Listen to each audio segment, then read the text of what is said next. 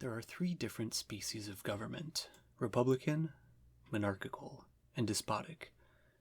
In order to discover their nature, it is sufficient to recollect the common notion, which supposes three definitions, or rather three facts: that a republican government is that in which the body, or only a part of the people, is possessed of the supreme power; monarchy, that in which a single person governs by fixed and established laws; a despotic government, that in which a single person directs everything by his own will and caprice. This is what I call the nature of each government. We must now inquire into those laws which directly conform to this nature, and consequently are the fundamental institutions. When the body of the people is possessed of the supreme power, it is called a democracy. When the supreme power is lodged in the hands of a part of the people, it is then an aristocracy. In a democracy, the people are in some respects the sovereign, and in others the subject. There can be no exercise of sovereignty but by their suffrages, which are their own will. Now the sovereign's will is the sovereign himself. The laws, therefore, which establish the right of suffrage are fundamental to this government. And indeed it is as important to regulate in a republic in what manner, by whom, to whom, and concerning what suffrages are to be given, as it is in a monarchy to know who is the prince, and after what manner he ought to govern. Libanius says that at Athens a stranger who was intermeddled in the assemblies of the people was punished with death. This is because such a man usurped the rights of sovereignty. It is an essential point to fix the number of citizens who are to form the public assemblies. Otherwise, it would be uncertain whether the whole or only a part of the people had given their votes. At Sparta, the number was fixed at 10,000. But Rome, designed by Providence to rise from the weakest beginnings to the highest pitch of grandeur, Rome, doomed to experience all the vicissitudes of fortune, Rome, who had sometimes all her inhabitants without her walls, and sometimes all Italy and a considerable part of the world within them, Rome, I say, never fixed the number, and this was one of the principal causes of her ruin. The people, in whom the supreme power resides, ought to have the management of everything within their reach. That which exceeds their abilities must be conducted by their ministers. But they cannot properly be said to have their ministers without the power of nominating them. It is, therefore, a fundamental maxim in this government that the people should choose their ministers, that is, their magistrates. They have occasion, as well as monarchs, and even more so, to be directed by a council or senate. But to have a proper confidence in these, they should have the choosing of the members, whether the election be made by themselves, as at Athens, or by some magistrate deputed for that purpose, as on certain occasions was customary at Rome. The people are extremely well qualified for choosing those whom they are to entrust with part of their authority. They have only to be determined by things to which they cannot be strangers, and by facts that are obvious to sense. They can tell when a person has fought many battles and been crowned with success. They are, therefore, capable of electing a general. They can tell when a judge is assiduous in his office, gives general satisfaction, and has never been charged with bribery. This is sufficient for choosing a praetor. They are struck with the magnificence or riches of a fellow citizen. No more is requisite for electing an aedile. These are facts of which they can have better information in a public forum than a monarch in his palace. But are they capable of conducting an intricate affair, of seizing and improving the opportunity and critical moment of action? No, this surpasses their abilities. Should we doubt the people's natural capacity in respect to the discernment of merit, we need only cast an eye on the series of surprising elections made by the Athenians and Romans, which no one surely will attribute to hazard.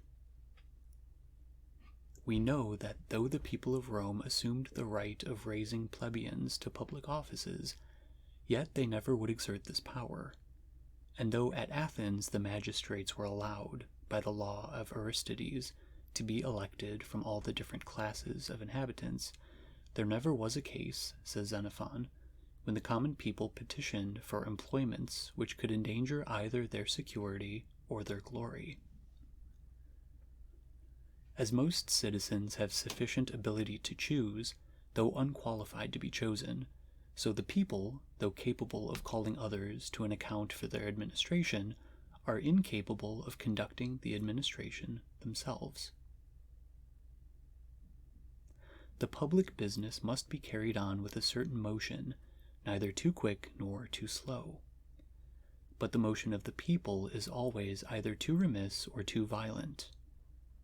Sometimes with 100,000 arms they overturn all before them, and sometimes with 100,000 feet they creep like insects. In a popular state, the inhabitants are divided into certain classes. It is in the manner of making this division that great legislators have signalized themselves, and it is on this the duration and prosperity of democracy have ever depended.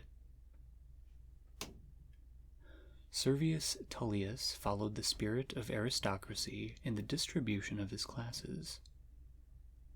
We find in Livy and in Dionysius Halicarnassus in what manner he lodged the right of suffrage in the hands of the principal citizens. He had divided the people of Rome into 193 centuries, which formed 6 classes, and ranking the rich, who were in smaller numbers, in the first centuries, and those in middling circumstances, who were more numerous, in the next, he flung the indigent multitude into the last, and as each century had but one vote, it was property rather than numbers that decided the election. Solon divided the people of Athens into 4 classes. In this he was directed by the spirit of democracy, his intention not being to fix those who were to choose, but such as were eligible. Therefore, leaving to every citizen the right of election, he made the judges eligible from each of those 4 classes.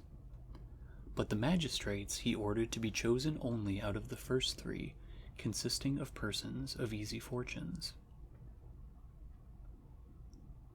As the division of those who have a right of suffrage is a fundamental law in republics, so the manner of giving the suffrage is another fundamental.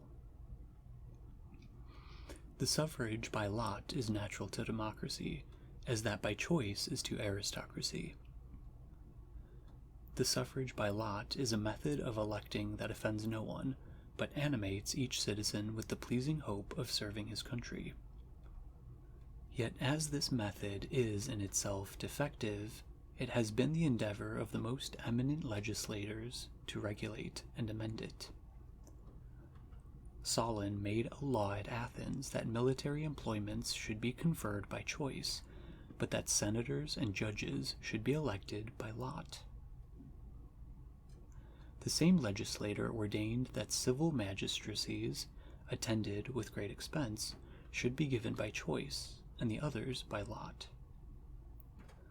In order, however, to amend the suffrage by lot, he made a rule that none but those who presented themselves should be elected, that the person elected should be examined by judges, and that every one should have a right to accuse him if he were unworthy of the office. This participated at the same time of the suffrage by lot and of that by choice. When the time of their magistracy had expired, they were obliged to submit to another judgment in regard to their conduct. Persons utterly unqualified must have been extremely backward in giving in their names to be drawn by lot. The law which determines the manner of giving suffrage is likewise fundamental in a democracy. It is a question of some importance whether the suffrages ought to be public or secret. Cicero observes that the laws which rendered them secret towards the close of the Republic were the cause of its decline. But as this is differently practiced in different republics, I shall offer here my thoughts concerning this subject. The people's suffrages ought doubtless to be public, and this should be considered as a fundamental law of democracy. The lower class ought to be directed by those of higher rank, and restrained within bounds by the gravity of eminent personages. Hence, by rendering the suffrages secret in the Roman Republic, all was lost. It was no longer possible to direct a populace that sought its own destruction. But when the body of the nobles are to vote in an aristocracy or in a democracy, the Senate as the business is then only to prevent intrigues. The suffrages cannot be too secret. Intriguing in a Senate is dangerous. It is dangerous also in a body of nobles, but not so among the people, whose nature is to act through passion. In countries where they have no share in the government, we often see them as much inflamed on account of an actor as ever they could be for the welfare of the state. The misfortune of a republic is when intrigues are at an end, which happens when the people are gained by bribery and corruption. In this case, they grow indifferent to public affairs, and avarice becomes their predominant passion. Unconcerned about the government and everything belonging to it, they quietly wait for their hire. It is likewise a fundamental law in democracies that the people should have the sole power to enact laws, and yet there are 1,000 occasions on which it is necessary the Senate should have the power of decreeing. Nay, it is frequently proper to make some trial of a law before it is established. The constitutions of Rome and Athens were excellent. The decrees of the Senate had the force of laws for the space of a year, but did not become perpetual till they were ratified by the consent of the people. In an aristocracy, the supreme power is lodged in the hands of a certain number of persons. These are invested both with the legislative and executive authority, and the rest of the people are, in respect to them, the same as the subjects of a monarchy in regard to the sovereign. They do not vote here by lot, for this would be productive of inconveniences only. And, indeed, in a government where the most mortifying distinctions are already established, though they were to be chosen by lot, still they would not cease to be odious. It is the nobleman they envy, and not the magistrate. When the nobility are numerous, there must be a Senate to regulate the affairs which the body of the peoples are incapable of deciding, and to prepare others for their decision. In this case, it may be said that the aristocracy is in some measure in the Senate, that democracy in the body of the nobles, and the people are a cipher. It would be a very happy thing in an aristocracy if the people, in some measure, could be raised from their state of annihilation. Thus, at Genoa, the Bank of St. George being administered by the people gives them a certain influence in the government, whence their whole prosperity is derived. The senators ought by no means to have the right of naming their own members, for this would be the only way to perpetuate abuses. At Rome, which in its early years was a kind of aristocracy, the Senate did not fill up the vacant places in their own body. The new members were nominated by the censors. In a republic, the sudden rise of a private citizen to exorbitant power produces monarchy, or something more than monarchy. In the latter, the laws have provided for, or in some measure adapted themselves to, the Constitution, and the principle of government checks the monarch. But in a republic, where a private citizen has obtained an exorbitant power, the abuse of this power is much greater, because the laws foresaw it not, and consequently made no provision against it.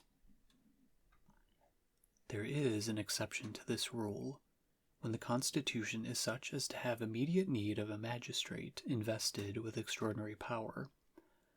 Such was Rome with her dictators, such is Venice with her state inquisitors. These are formidable magistrates, who restore, as it were by violence, the state to its liberty. But how comes it that these magistracies are so very different in those two republics? it is because Rome supported the remains of her aristocracy against the people, whereas Venice employs her state inquisitors to maintain her aristocracy against the nobles. The consequence was that at Rome, the dictatorship could be only of short duration, as the people acted through passion and not with design. It was necessary that a magistracy of this kind should be exercised with luster and pomp, the business being to intimidate and not to punish the multitude. It was also proper that the dictator should be created only for some particular affair, and for this only should have an unlimited authority, as he was always created upon some sudden emergency. On the contrary, at Venice they have occasion for a permanent magistracy, for here it is that schemes may be set on foot, continued, suspended, and resumed, that the ambition of a single person becomes that of a family, and the ambition of one family that of many. They have occasion for a secret magistracy, the crimes they punish being hatched in secrecy and silence. This magistracy must have a general inquisition, for their business is not to remedy known disorders, but to prevent the unknown. In a word, the latter is designed to punish suspected crimes, whereas the former used rather menaces than punishment, even for crimes that were openly avowed. In all magistracies, the greatness of the power must be compensated by the brevity of their duration. This most legislators have fixed to a year. A longer space would be dangerous, and a shorter would be contrary to the nature of government. For who is it that in the management even of his domestic affairs would be thus confined? At Ragusa, the chief magistrate of the Republic is changed every month, the other officers every week, and the governor of the castle every day. But this can take place only in a small republic environed by formidable powers, who might easily corrupt such petty and insignificant magistrates. The best aristocracy is that in which those who have no share in the legislature are so few and inconsiderable that the governing party have no interest in oppressing them. Thus, when Antipater made a law at Athens that whosoever was not worth 2,000 drachms should have no power to vote, he formed by this method the best aristocracy possible, because this was so small a sum as to exclude very few, and not one of any rank or consideration, in the city. Aristocratic families ought therefore, as much as possible, to level themselves in appearance with the people. The more an aristocracy borders on democracy, the nearer it approaches perfection, and in proportion as it draws towards monarchy, the more it is imperfect. But the most imperfect of all is that in which the part of the people that obeys is in a state of civil servitude to those who command, as the aristocracy of Poland, where the peasants are slaves to the nobility. The intermediate, subordinate, and dependent powers constitute the nature of monarchical government. I mean of that in which a single person governs by fundamental laws. I said the intermediate, subordinate, and dependent powers. And indeed, in monarchies, the prince is the source of all power, political and civil. These fundamental laws necessarily suppose the intermediate channels through which the power flows, for if there be only the momentary and capricious will of a single person to govern the state, nothing can be fixed, and of course there is no fundamental law. The most natural, intermediate, and subordinate power is that of the nobility. This, in some measure, seems to be essential to a monarchy, whose fundamental maxim is, no monarch, no nobility, no nobility, no monarch, but there may be a despotic prince. There are men who have endeavored in some countries in Europe to suppress the jurisdiction of the nobility, not perceiving that they were driving at the very thing that was done by the Parliament of England. Abolish the privileges of the lords, the clergy and cities in a monarchy, and you will soon have a popular state, or else a despotic government. The courts of a considerable kingdom in Europe have, for many ages, been striking at the patrimonial jurisdiction of the lords and clergy. We do not pretend to censure these sage magistrates, but we leave it to the public to judge how far this may alter the Constitution. Far am I from being prejudiced in favor of the privileges of the clergy. However, I should be glad if their jurisdiction were once fixed. The question is not whether their jurisdiction was justly established, but whether it be really established, whether it constitutes a part of the laws of the country, and is in every respect in relation to those laws, whether between two powers acknowledged independent, the conditions ought not to be reciprocal, and whether it be not equally the duty of a good subject to defend the prerogative of the prince, and to maintain the limits which from time immemorial have been prescribed to his authority. Though the ecclesiastic power be so dangerous in a republic, yet it is extremely proper in a monarchy, especially of the absolute kind. What would become of Spain and Portugal, since the subversion of their laws, were it not for this only barrier against the incursions of arbitrary power? A barrier ever useful when there is no other. For since a despotic government is productive of the most dreadful calamities to human nature, the very evil that restrains it is beneficial to the subject. In the same manner as the ocean, threatening to overflow the whole earth, is stopped by weeds and pebbles that lie scattered along the shore, so monarchs whose power seems unbounded are restrained by the smallest obstacles, and suffer their natural pride to be subdued by supplication and prayer. The English, to favor their liberty, have abolished all the intermediate powers of which their monarchy was composed. They have a great deal of reason to be jealous of this liberty. Were they ever to be so unhappy as to lose it, they would be one of the most servile nations upon earth. Mr. Law, through ignorance both of a republican and monarchical constitution, was one of the greatest promoters of absolute power ever known in Europe. Besides the violent and extraordinary changes owing to his direction, he would fain suppress all the intermediate ranks, and abolish the political communities. He was dissolving the monarchy by his chimerical reimbursements, and seemed as if he even wanted to redeem the Constitution. It is not enough to have intermediate powers in a monarchy. There must be also a depository of the laws. This depository can only be the judges of the supreme courts of justice, who promulgate the new laws and revive the obsolete. The natural ignorance of the nobility, their indolence and contempt of civil government, require that there should be a body invested with the power of reviving and executing the laws, which would be otherwise buried in oblivion. The Prince's Council are not a proper depositary. They are naturally the depositary of the momentary will of the Prince, and not of the fundamental laws. Besides, the Prince's Council is continually changing.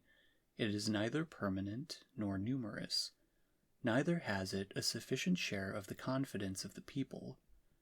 Consequently, it is capable of setting them right in difficult conjunctures, or of reducing them to proper obedience. Despotic governments, where there are no fundamental laws, have no such kind of depositary. Hence it is that religion has generally so much influence in those countries, because it forms a kind of permanent depositary. And if this cannot be said of religion, it may of the customs that are respected instead of laws. From the nature of despotic power, it follows that the single person invested with this power commits the execution of it also to a single person. A man whom his senses continually inform that he himself is everything, and that his subjects are nothing, is naturally lazy, voluptuous, and ignorant.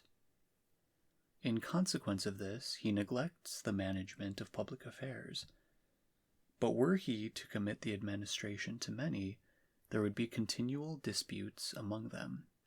Each would form intrigues to be his first slave, and he would be obliged to take the reins into his own hands. It is, therefore, more natural for him to resign it to a vizier, and to invest him with the same power as himself. The creation of a vizier is a fundamental law of this government. It is related of a pope that he had started an infinite number of difficulties against his election, from a thorough conviction of his incapacity. At length he was prevailed on to accept of the pontificate, and resigned the administration entirely to his nephew. He was soon struck with surprise, and said, "I should never have thought that these things were so easy." The same may be said of the princes of the East, who, being educated in a prison where eunuchs corrupt their hearts and debase their understandings, and where they are frequently kept ignorant even of their high rank, when drawn forth in order to be placed on the throne, are at first confounded. But as soon as they have chosen a vizier, and abandoned themselves in their seraglio to the most brutal passions, pursuing, in the midst of a prostituted court, every capricious extravagance, they would never have dreamed that they could find matters so easy. The more extensive the empire, the larger the seraglio, and consequently the more voluptuous the prince. Hence, the more nations such a sovereign has to rule, the less he attends to the cares of government, the more important his affairs, the less he makes them the subject of his deliberations.